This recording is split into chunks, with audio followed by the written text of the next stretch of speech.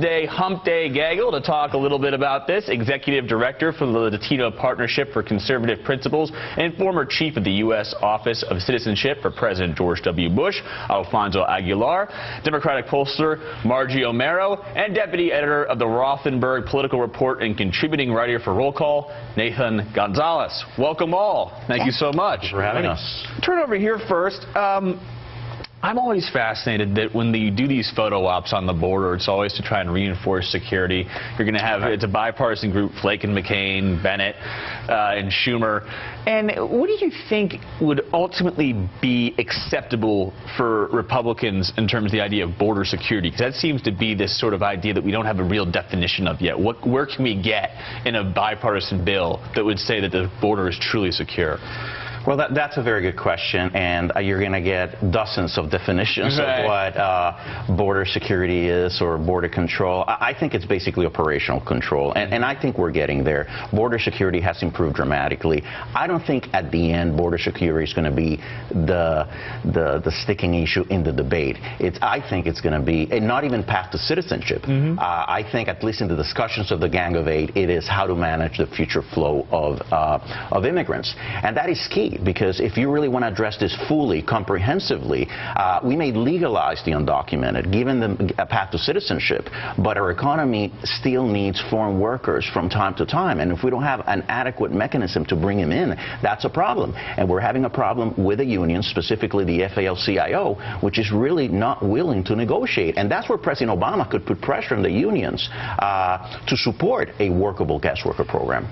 How do you respond to that? Do you think that's an issue? I mean, is the issue more this guest worker program that could upset some union folks on the left, or is it border security which can upset folks on the right? Which shows you where's the compromise going to come? That's your question, my friend. Or what do you do with the folks who are here currently? And I mean, there are a lot of details to work out. I mean, who would have thought a few years ago, though, that we would have a majority of folks supporting gay marriage, and then we'd have this bipartisan support that's not really controversial right now, where you have Republicans and Democrats coming together on immigration in a way that seems to be bringing the country together. And while there's still a lot of details to work out, ultimately the American people want to see some action. They want to see comprehensive reform. They don't want to deport 12 million people. They want a path for new workers. And so I think there's a lot of incentive for both Democrats and Republicans to try and work these details out. And you're right. It's fascinating times we live in. The abortion laws are getting stricter. Gay marriage has a ton of support. And now it seems immigration reform has a ton of support. If you said that a few years ago, no one would have believed it. Nathan, I want to go to you.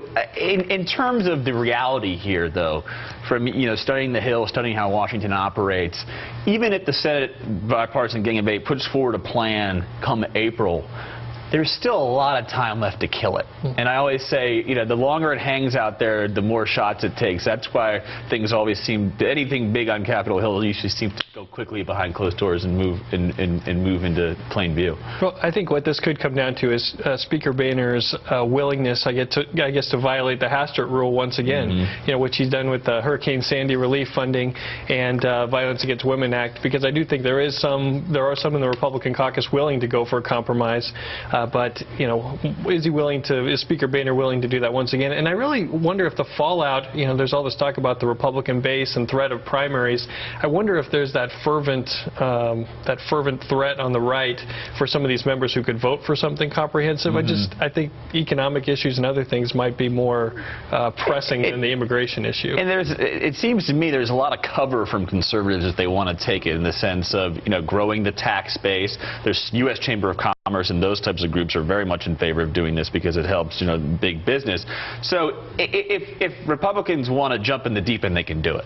Well, they have the cover right now. I think we saw another seismic change last week when Rand Paul came out and said, you know what, Republicans should deal with immigration constructively. I'm for legalization.